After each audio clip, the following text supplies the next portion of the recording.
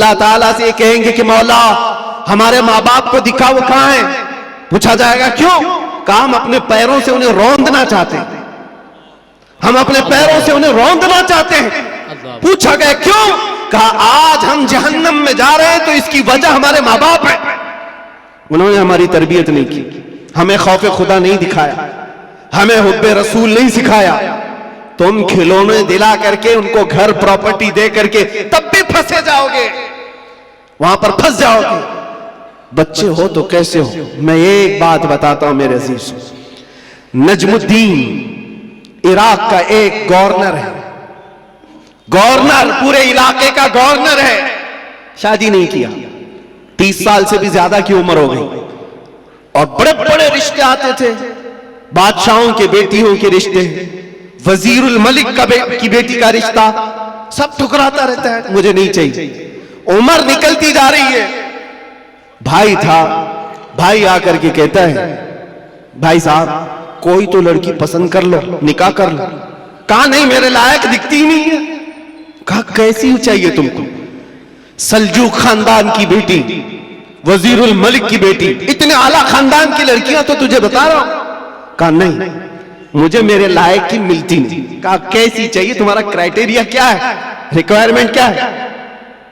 नजमुद्दीन ने कहा मैं चाहता हूं मुझे ऐसी बीवी मिले जो मेरा हाथ पकड़कर जन्नत में ले जाए। सुभान अल्लाह। दूसरी चीज मेरा क्राइटेरिया ये है, ऐसी बीवी मिले मुझे जो मुझे दुनिया से बेजार करे और अल्लाह की तरफ ले जाए। तीसरी चीज मुझे ऐसी चाहिए कि उससे पैदा होने वाला बेटा ऐसा हो जो बैतुल मुकद्दस को आजाद कराए। सुभान अल्लाह, सुभान। किबला अव्वल मुसलमानों का उस वक्त यहूद और नसारा के जालिम हाथों में था। नजमुद्दीन ने यह सोचा और शादी करने को तैयार नहीं।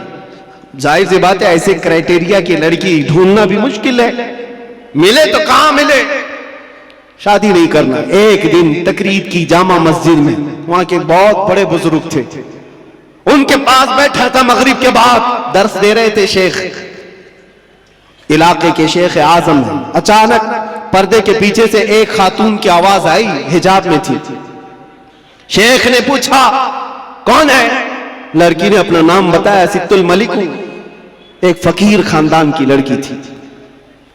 तो आप जलाल में आए, बुजुर्ग जो शेख आजम है फरमाते बेटी तुझे हो क्या गया है? मैंने आज इतना बड़ा रिश्ता भेजा था, तूने ठुकराया। उस लड़की ने कहा मेरे लायक नहीं था।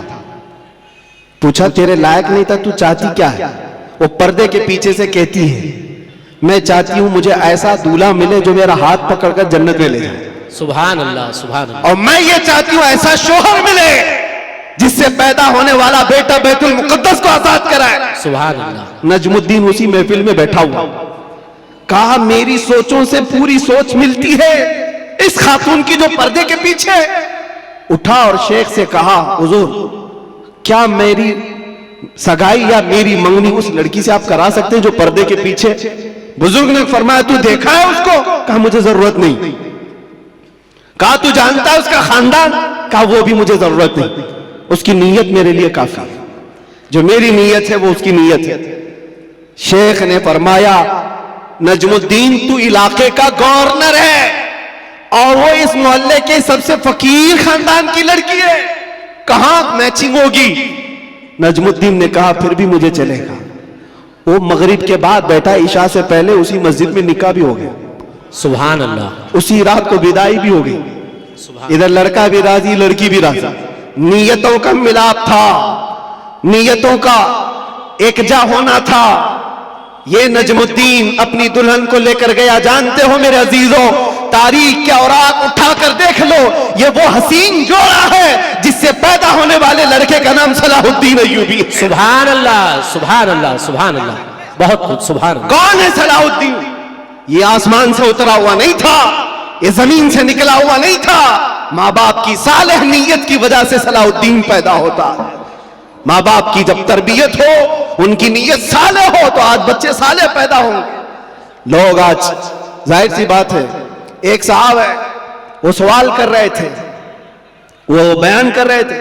उस बयान में एक खातून ने आकर के कहा मौलाना आप करबला के वाकयात बहुत सुनाते हैं, करबला के वाकयात बहुत सुनाते हैं, हुसैन आजम के तज़किरे, उनके सबर, उनके इस्तिकामत, उनके जज्बे शहादत सब बहुत सुनाते, लेकिन फिर कोई हुसैन क्यों नहीं पैदा होता? मौलाना ने अच्छा जवाब दिया।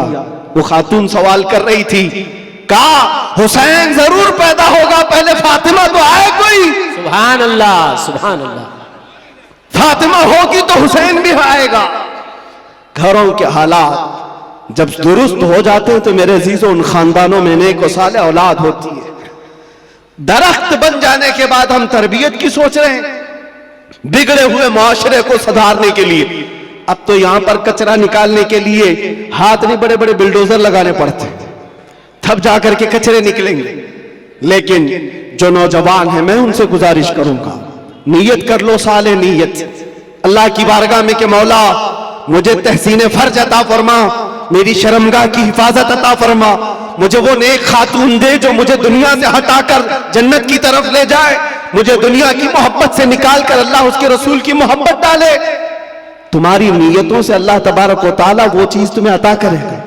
पहले से अगर ये सोचता है जवान, ऐसी दुल्हन मिले जो 4 लोगों में खड़ा करूं तो लोग उसे देखते रहे, बेहया आदमी, दयूस आदमी जो अपनी औरत का मुजाहरा कराना चाहता है, शादी इसलिए करना चाहता है कि 4 लोगों में उसकी खूबसूरती दिखाए, उस शख्स के बारे में मेरे आका फरमाते वो जहन्नमी है, वो जहन्नमी है, वो जहन्नमी है, 3 बार फरमाया।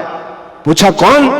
हुजूर फरमाते हैं जो अपनी, जिसकी औरत उसके शोहर के बगैर बेपर्दा बाहर निकलती, या जो मर्द अपनी औरत को आजाद घुमाता है, उसके बारे में कहा गया वो दयूस है, जहन्नमी।